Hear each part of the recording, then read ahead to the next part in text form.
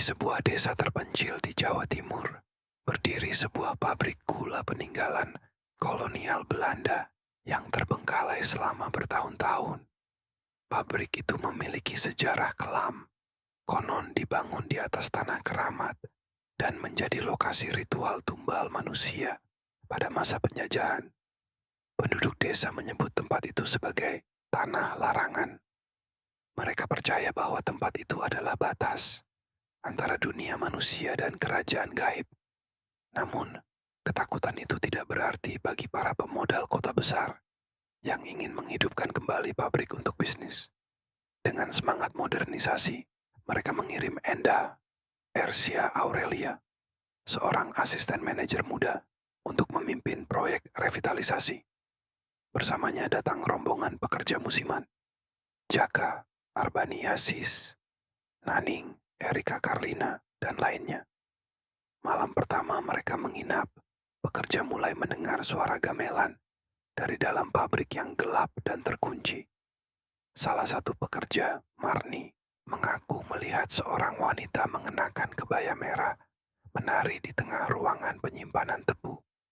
Tidak ada yang percaya, menganggap itu hanya halusinasi karena kelelahan. Namun, kejadian aneh mulai merajalela. Pekerja kerasukan, mesin hidup sendiri, dan darah tiba-tiba muncul di lantai tanpa sebab.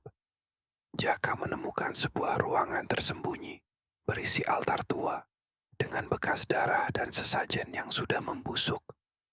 Seorang kakek tua dari desa, Mbah Samin, memperingatkan Enda bahwa mereka telah membangunkan penghuni lama, makhluk-makhluk gaib yang selama ini tertidur dalam tanah dan kini marah karena batas mereka dilanggar.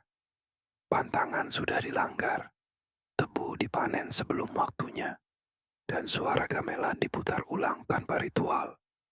Pabrik telah berubah menjadi gerbang antara dunia manusia dan alam arwah. Satu persatu pekerja meninggal mengenaskan.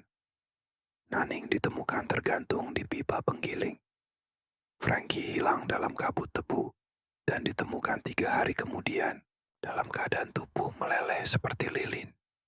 Jaka mulai kehilangan akal sehat melihat bayangan sosok kolonial dan wanita-wanita yang dibakar hidup-hidup. Endah menemukan jurnal tua milik seorang insinyur Belanda. Ia mencatat bahwa untuk menjaga produktivitas pabrik, tiap awal panen dilakukan ritual dengan mengorbankan satu perempuan perawan dari desa sekitar. Korban terakhir adalah seorang sinden muda yang dibakar hidup-hidup setelah menolak menyerahkan dirinya. Arwahnya menjadi ratu dari kerajaan kemarahan yang kini menguasai pabrik. Dalam ritual terakhir yang gagal pada masa lalu, sang sinden bersumpah akan membunuh siapapun yang menyentuh pabrik tanpa restu dari alam gaib. Enda memutuskan untuk mengakhiri semuanya. Ia melakukan ritual pemanggilan arwah terakhir, membacakan mantra dari catatan Belanda dengan darahnya sendiri. Saat itu, makhluk-makhluk halus muncul dalam wujud manusia terbakar. Gamelan terdengar semakin cepat dan membengkakkan telinga. Jaka yang kini dirasuki oleh arwah kolonial Belanda mencoba menghentikan Endah, tapi terlambat. Pabrik meledak dari dalam setelah ritual selesai. Keesokan harinya, penduduk menemukan bangunan pabrik sudah rata dengan tanah. Tak ada satupun jasad yang ditemukan.